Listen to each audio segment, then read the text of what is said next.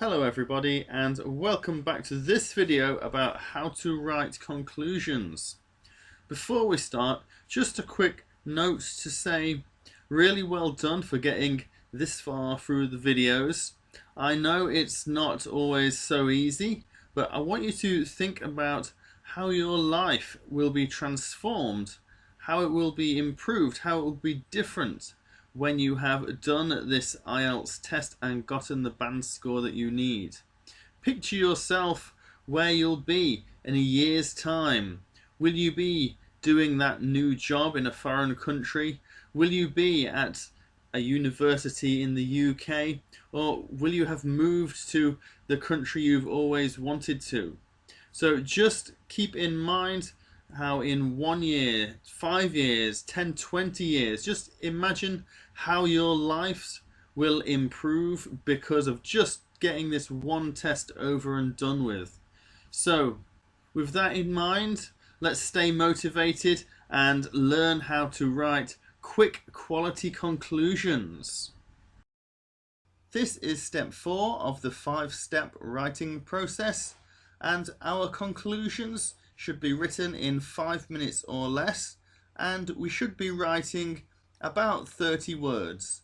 Anything up to 50 words is fine, and probably not much less than 25.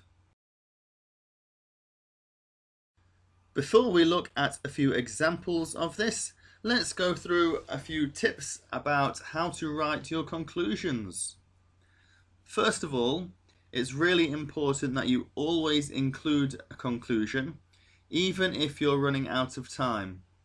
The reason for this is that it completes the structure of your essay.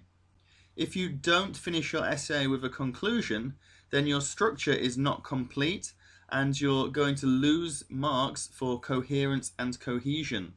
So always add a conclusion, even if you just write one in 1 or 2 minutes. In fact, you could write a conclusion in 1 or 2 minutes because you really only need 2 lines. The examples I'm going to show you all have just 2 lines, and this is all it actually takes.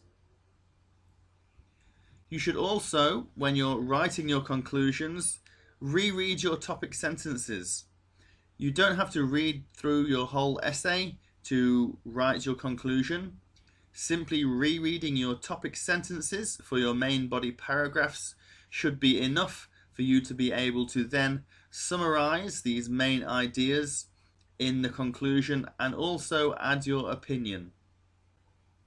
You need to make sure that your conclusion answers the question directly and makes your position clear on the issue. That just means give your opinion if you need to.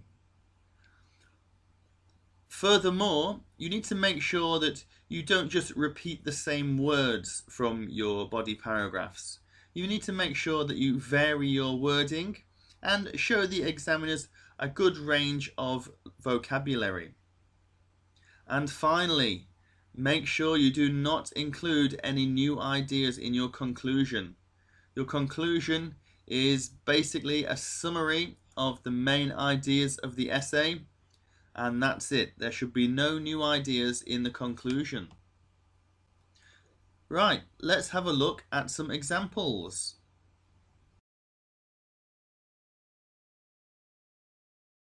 To teach you how to write conclusions, we're going to use the essays that we already looked at in the previous videos.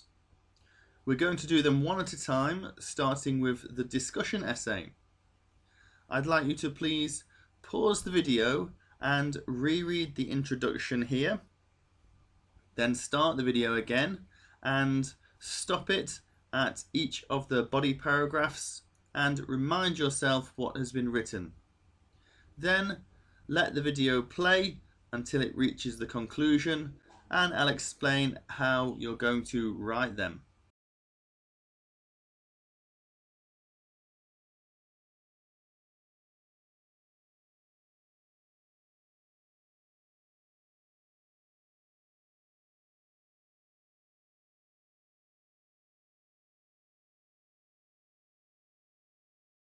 Now that you've reminded yourselves of the essay, Let's have a look at the conclusion. Here's the first line. In conclusion, while there are concerns surrounding family fallouts and long-term ownership issues, this must be weighed up against the greater sense of purpose and drive family members feel towards the business. This is a summary of the two main arguments given in the essay.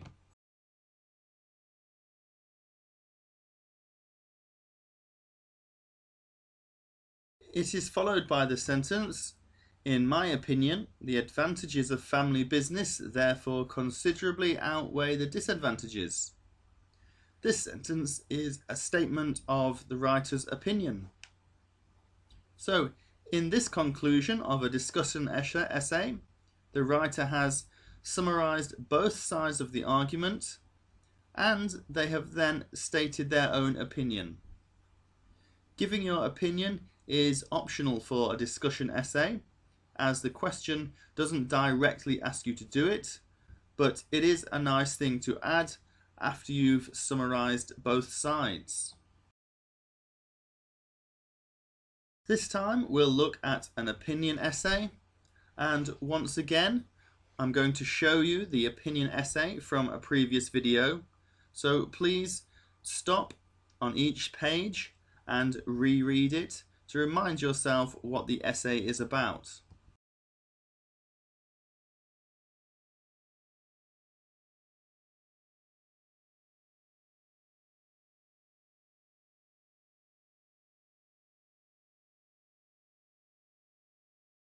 And the conclusion for this opinion essay begins, in summary, a student who studies abroad experiences considerable broadening of their horizons and self-growth. Therefore, in my view, the positive aspects of studying abroad far outweigh any possible negatives. Here, the writer has summarized both paragraphs, and you can do this very easily by simply rereading the topic paragraphs of each paragraph and using that as the basis of your sentence. The writer has then restated their own opinion, remembering that they gave it first in the introduction and they're repeating it again in this conclusion, but they're doing it using different words. Again, they are varying the words they're using and showing off a good lexical resource. This time we'll look at a discussion and opinion essay, and once more please pause the video and have a quick reread of the introduction and body paragraphs of this essay.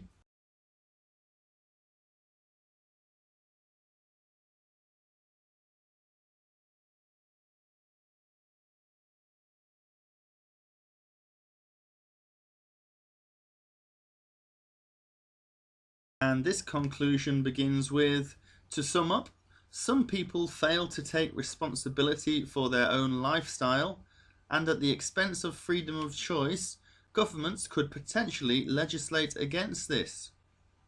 Once more, this is a summary of the main ideas of the two body paragraphs. And the writer has once more given their opinion in the conclusion. Remember, they have also given it in the introduction, if you remember. They're simply repeating it again in the second sentence here, but using different words. So this time they've said, I remain of the opinion that both the individual and the government must play a role in ensuring a population follows a healthy lifestyle. Here's a situation essay, which we'll take a look at now. And this is a problem and solution type question. So the conclusion is slightly different for this one, but once again, reread the question, pause the video, and have a quick recap of the introduction and the body paragraphs, and then we'll have a look at the conclusion.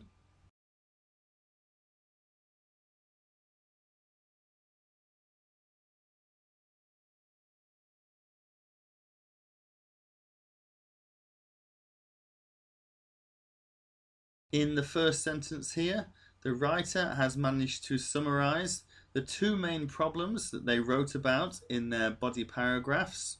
So this time it reads, in conclusion, the growing disparity between the rich and poor has led to some feelings of hostility and feelings of being trapped in a poverty cycle.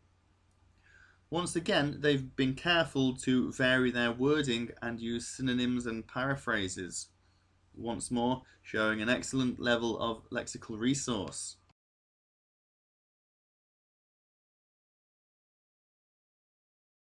The writer then adds the sentence, in my opinion, the government should do more to address these issues, and they could start by reviewing some of the solutions outlined above.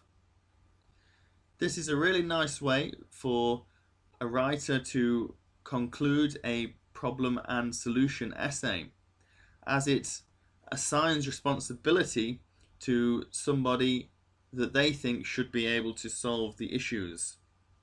It's a really nice way of rounding off a problem and solution essay, and you could in fact just learn that last sentence off by heart and repeat it in your essays, just changing the government part and changing it to whoever you think should solve these problems.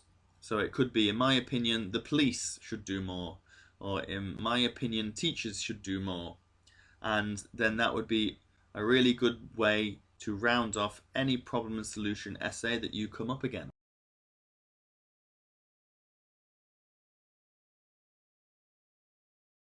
And finally, we'll take a look at another opinion essay. This opinion essay will be a two-part opinion essay, just so we're clear on how to answer those types of questions as well.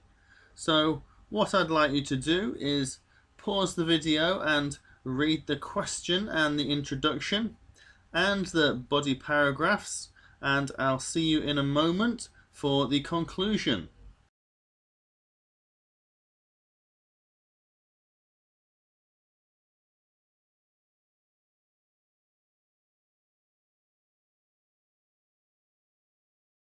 As you'll remember, the first part of this question asked us to give reasons why ebooks are selling more than paperback books.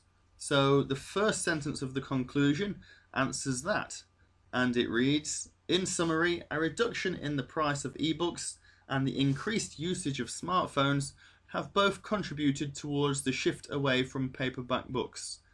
And once more, that is a summary of the topic sentence from the main body paragraphs related to that part of the question.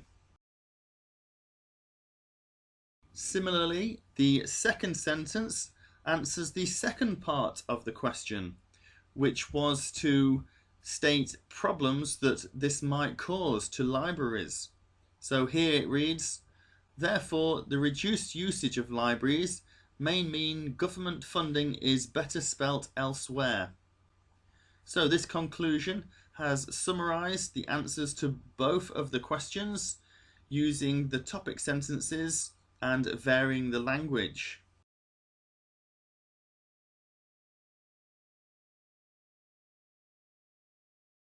So just to clarify, these are the structures that you should be using for the conclusions in each of the different essay types. So here's the discussion essay, the opinion essay, the discussion and opinion essay, the situation essay, problem and solution, the situation essay, two-part question. This is the end of the video, but please remember that you must always write a conclusion, as this completes the structure of your essay.